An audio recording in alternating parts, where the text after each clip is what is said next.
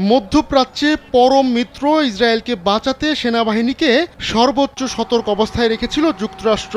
ঘোষণা দিয়েছিল আরও সেনা পাঠানোর। শুধু তাই নয়, অস্ত্র সরবরাহ ছাড়াও মধ্যপ্রাচ্যের জলসীমায় বিমানবাহী রণতরী মোতায়েন রেখেছে যুক্তরাষ্ট্র।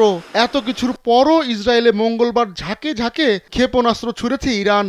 এবার জানা গেল বন্ধুকে বাঁচাতে গিয়ে মার্কিন সেনারাও পড়েছে বিপাকে। মঙ্গলবার তাদের ওপরও হামলার ঘটনা ঘটেছে। বার্তা সংস্থা রয়টার্স একজন মার্কিন কর্মকর্তার বরাতে এ তথ্য জানিয়েছে।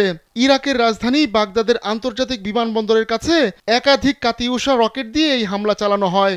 নাম প্রকাশে অনিচ্ছুক ওই প্রতিরক্ষা কর্মকর্তা জানান, এতে কোনো হতাহতের ঘটনা ঘটেনি।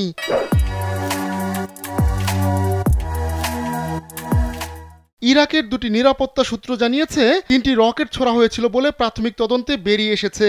একটি রকেট ইরাকের কাউন্টার টেরোরিজম ফোর্সের ব্যবহৃত ভবনের সামনে গিয়ে পড়ে। অবশ্য এতে কোনো ক্ষয়ক্ষতি বা হতাহতের ঘটনা ঘটেনি। ইরান ও তার প্রক্সিদের সঙ্গে ইসরায়েলের সাম্প্রতিক সংঘাত এই অঞ্চলে উত্তেজনা বাড়িয়ে দিয়েছে। মধ্যপ্রাচ্যে থাকা মার্কিন বাহিনীও হামলার শিকার হতে পারে বলে শঙ্কা তৈরি হয়েছে।